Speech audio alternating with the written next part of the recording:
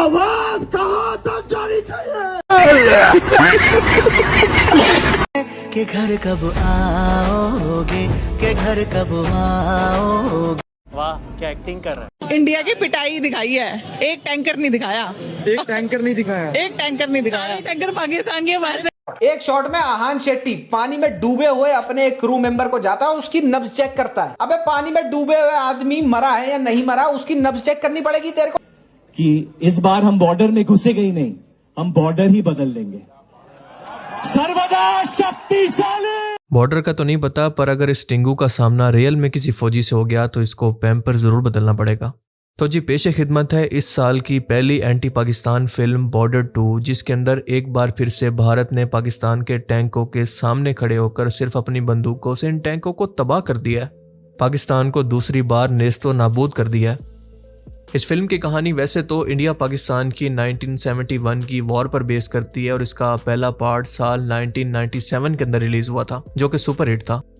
अब वैसे तो इन तमाम एंटी पाकिस्तान फिल्म्स की कहानी लगभग एक जैसी होती है, प्रेडिक्टेबल होती है कि एक हीरो पूरी पाकिस्तानी फौज को उड़ाकर अपने मुल्क वापस आ जाता है और हैप्पी एंडिंग हो जाती है। कोई रियल हिस्टोरिकल सबूत, कोई लॉजिकल कहानी, कोई ग्रेविटी, कोई साइंस इनका कुछ नहीं बिगाड़ सकती, बस जबरदस्ती की कहानी होती है। लेकिन बॉर्डर 2 के अंदर ये सब कुछ नहीं है, क्योंकि इस फिल्म के अंदर कहानी ही नहीं है।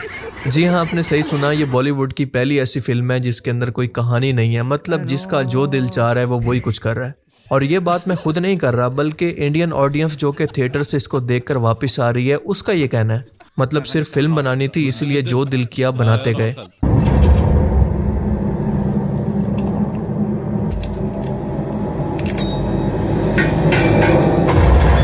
कोई सेंस है इस बात की? हमें बहुत लग रही थी उस टाइम। पर अब मसला यह है कि भारत की पढ़ी लिखी आवाम और नौजवान नस्ल अब मैच्योर हो चुकी है, वो ऐसी बकवासियात को अब बिल्कुल सीरियस ही नहीं रहती। और आप जानते हैं कि गल्फ कंट्रीज के अंदर इस तरह की प्रोपेगेंडा फिल्म्स बैन हो जाती हैं और इसी वजह से इसको भी बैन कर दिया गया। Bye bye, tata, good bye, गया। बॉलीवुड की डूबती हुई कश्ती को बचाने के लिए ये पिछले 10-15 सालों से, जब से बीजेपी की हुकूमत आई है, इसी तरह की anti Pakistan, anti Muslim films को प्रोपेगेंडा के लिए इस्तेमाल कर रहे हैं, ताकि अंधभक्त किस्म की हिंदू आवाम को ये चूरन बेच सकें कि मुसलमानों से तुम्हारा वजूद खतरे में है और बीजेपी जैसी एक्सट्रीमिस्ट जमात ही तुम लोगों को बचा सकती है, इसलिए हमें वोट करो। और इस पॉलिटिकल इंटरफेरेंस का नतीजा ये निकला कि आज बॉलीवुड इंडस्ट्री का बेड़ा गर्क हो चुका है। आज सीरियस एक्शन फिल्म के नाम पर ऐसी ओवर एक्टिंग की जा रही है कि जो इससे पहले कभी नहीं देखी गई। पहली बार ऐसा हो रहा है कि बिना कहानी के, बिना सर पैर के एक्शन के फिल्म्स बनाई जा रही हैं, जिनके अंदर एक्टिंग के नाम पर हमले की सूरत भी मुस्कुराकर ये खबर दी जा रही है कि सर दुश्मन ने हमला कर दिया है। और जाहिर है कि इस तरह की फिल्म्स का सिर्फ एक ही मकसद है कि किसी भी तरह से अंधभक्ति को बेचकर पैसा कमाना। फिल्म में सुनील शेट्टी का बेटा फ्लॉप हीरो आहान शेट्टी और सिंगर दिलजीत दोसांझ और नेपोटिज्म की पैदावार वरुण धवन भी फिल्म की कास्ट के अंदर शामिल है। और जाहिर है कि मेन हीरो है सनी पाजी या सनी देओल, जो कि अपनी हल्क जैसी स्ट्रेंथ के लिए जाने जाते हैं। 68 साल का बूढ़ा हीरो सनी देओल, जो कि अपनी जान से तंग है, ठीक से चल भी नहीं सकता, इसको भगा भगा कर एक्शन करवाए जा रहे हैं जबरदस्ती। ऐसा कौन सा फौजी है जो कि इतनी उम्र के अंदर बॉर्डर पर जाकर लड़ता है, और वो भी टैंकों के आगे सिर्फ अपनी बंदूक उठाकर लड़ता है और बिना किसी डर और खौफ के। इस बुढ़ापे की उम्र के अंदर जब इस बंदे बेचारे की आवाज भी ठीक से नहीं निकल पा रही, इसको फिल्म की प्रमोशन की खातिर ऐसे कंट्रोवर्शियल डायलॉग बुलवाकर चीख चीख कर बुलवाया जा रहा है कि आवाज लाहौर तक जानी चाहिए। इस तरह की हरकतों की वजह से भारत खुद पूरी दुनिया के अंदर अपना मजाक बनवा रहा है। और भाई साहब, जो बुरी एक्टिंग इस फिल्म के अंदर इस टिंगू वरुण धवन ने की है वो तो आप छोड़ ही दो। इतनी एक्सप्रेशन लेस और इतनी बुरी एक्टिंग है कि आप फिल्म के अंदर कहीं भी खुद को रिलेट ही नहीं कर पाएंगे। आपको लगेगा ही नहीं कि आप कोई रियल इवेंट पर बनी कोई एक्शन फिल्म देख रहे हैं, बल्कि लगेगा कि जैसे कोई ड्रामा फिल्म या कॉमेडी फिल्म चल रही है। और थिएटर में बैठकर आप अपने वजूद पर सवाल उठाएंगे कि मैं गधा था जो यहाँ पर आया, और शीशा देखकर खुद से ये सवाल करेंगे, तू साला बहुत नीच आदमी रहे। सांप को देखा और तेरे को देखा तो पहला सांप को छोड़ के तेरे को मारना पड़ा। इतनी ओवर एक्टिंग है कि लोग बोल रहे हैं कि अगर पार्ट 2 की बजाय पार्ट 1 को ही दोबारा रिलीज कर दिया जाता तो शायद वो इस फिल्म से ज्यादा पैसा कमा लेती। पर इन लोगों को क्योंकि सिर्फ पैसा कमाना है तो रेपुटेशन और स्टैंडर्ड गया भाड़ में। क्योंकि हाल ही में आपने देखा कि जिस तरह से धुरंधर जैसी फिल्म सुपरहिट हुई, तो आप देखेंगे कि इसी फार्मूला को कॉपी करते हुए 2026 के अंदर मजीद इसी तरह की फिल्म्स की लाइन लग जाएगी।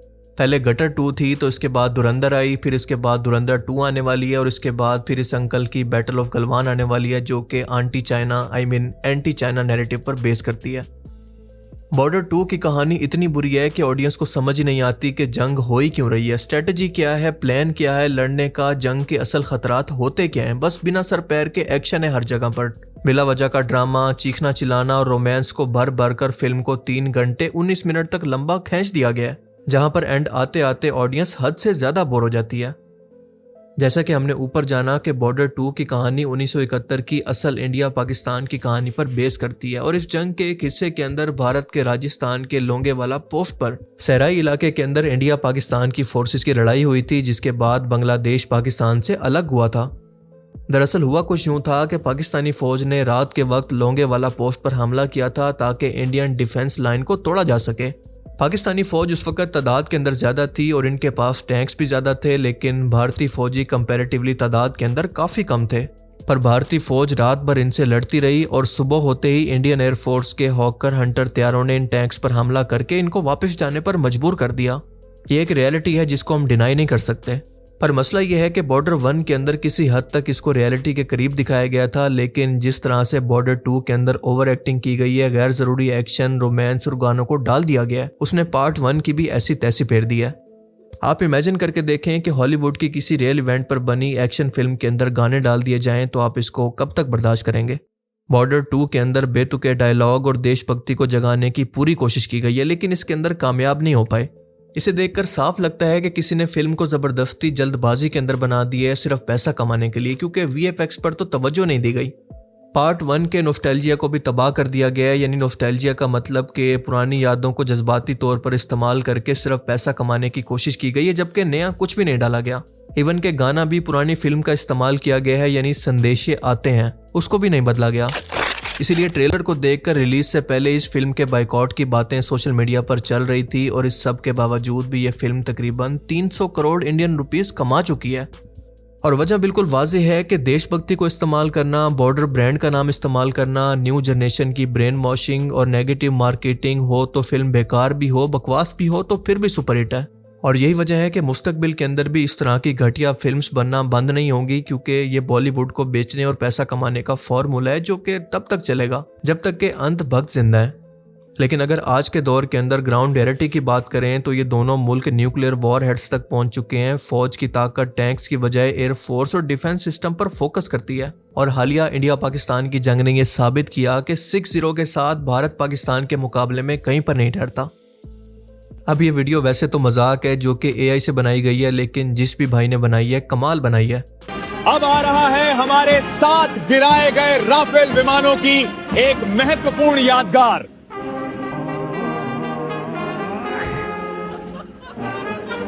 देखिए कैसे पाकिस्तान एयरफोर्स ने हमारे S-400 बैटरी की मां बहन एक की